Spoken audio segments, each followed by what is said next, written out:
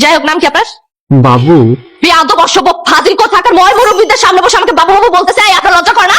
না মামা, তোমার তো ভুল হচ্ছে। আসলে কি জানো, ওর নামই হচ্ছে বাবু। ও, নামই বাবু? কি নাম রাখছেন, এটা পিচ্ছি পোলাপা না? আচ্ছা যাই হোক, শোনেন বাবু, আমি এখন আপনার একটা ইন্টারভিউ নিব। যদি আপনি ইন্টারভিউতে পাস করেন তাহলে আমি আপনাকে বিয়ে করবো। অসম্ভব, আমার ছেলে ইন্টারভিউ দিয়ে বিয়ে করবে না। আরে বিয়েতে ইন্টারভিউ দেয় মেয়েরা, আমার ছেলে কেন দেবে? Quite impossible and fixed and final, আমার ছেলে ইন্টারভিউ দিয়ে বিয়ে করবে না। বাবা চুপ, আমি ইন্টারভিউ দেবো। আপনি আপনার ইন্টারভিউ শুরু করতে পারেন, আমি আপনাকে বিয়ে করার জন্য সবকিছু করতে পারি। ঠিক আছে, আমার প্রথম প্রশ্ন, বিয়ের পর সংসার চলবে কার কথায়? আমার ছেলের কথায় কি বলিস? জি না, অবশ্যই আপনার কথাই। আপনি যে সুন্দর, মাশাআল্লাহ, আপনার মতো সুন্দর একটা মেয়ে যদি আমার ঘরে বউ হয়ে আসে, আমি তো তার কথা উঠবো আর বসবো, তার উপরে জীবনও কথা বলবো না, ইভেন আমার বাপও কোনোদিন বলবে না। Very good. তা আপনাদের বাসায় কাজের লোক কতজন?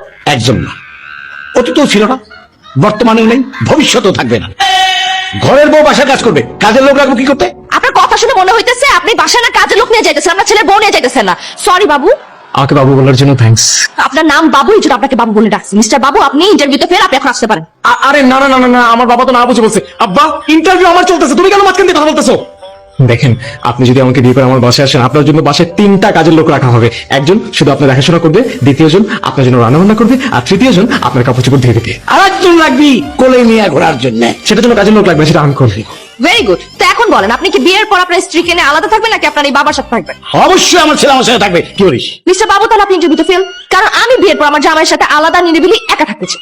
সোনিয়া, আপনি কোনো চিন্তা করবেন না, বিয়ের পর আপনি আর আমি আলাদাই থাকবো। আমার ইন্টারভিউ মোটামুটি শেষ। আমি অত্যন্ত আনন্দের সহিত আপনাকে জানাচ্ছি যে আপনি ইন্টারভিউতে ফেল করছেন। কি?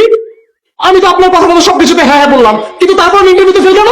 হ্যাঁ হ্যাঁ করছেন দেখি তো ইন্টারভিউতে ফেল করছেন। আমি আপনাকে বললাম বিয়ের পর সংসার চলবে কার কথা, আপনি বলেন আমার কথা। কেন রে ভাই, বিয়ের পর সংসার যদি কোনো একটা মেয়ের কথা চলে, সেই সংসার তো অশান্তিই থাকবে, কারণ মেয়েদের মাথায় তো বুদ্ধি কম থাকে।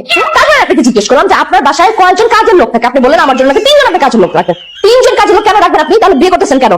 আপনি বিয়ের পর যদি কাজের মেয়ে 3জনকে রেখে আপনার বউরা একদম মাথার উপরে করে রাখেন, তাহলে তো সেই সংসার তো সুখের হবে না। তারপর আপনি কি বললেন? আপনি বিয়ের পরে আপনার বাপকে রেখে বউর সাথে আলাদা থাকবেন। যেই ছেলে বউ পেয়ে বাপকে ভুলে যায়, বাপকে রেখে বউর সাথে আলাদা থাকে, সেই ছেলে বিয়ের পর বউকে রেখে তো অন্য একটা মেয়ের কাছে চলে যেতে পারে, তাই না? দেখেন, বিয়ে করার জন্য যতটুকু ভরসার দরকার আছে, সেই ভরসাটা আপনার উপর আমার আসে নাই, সো আমি আপনাকে বিয়ে করতে পারতেছি না, আপনি এখন আসতে পারেন। কিন্তু আমি তো সব আপনার পক্ষে কথা বলছি, কিন্তু আমি তো বুঝি নাই আপনি আমার পরীক্ষা নিতেছেন। এই কথাটা বললেন, আপনি প্রমাণ করে দিলেন যে আপনার মাথার মধ্যে আল্লাহ কিচ্ছু দেন না, বুদ্ধি আছে না, কোনো ঝিল্লো আছে না, কিচ্ছু আছে। মা, এই মানুষটাকে আমার চোখের সামনে থেকে সরা, আমার ওনার দেখতে ইচ্ছে করছে, প্লিজ আপনারা বেরোন।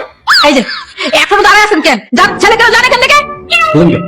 কথা কথা অভিজ্ঞতার দাম আছে।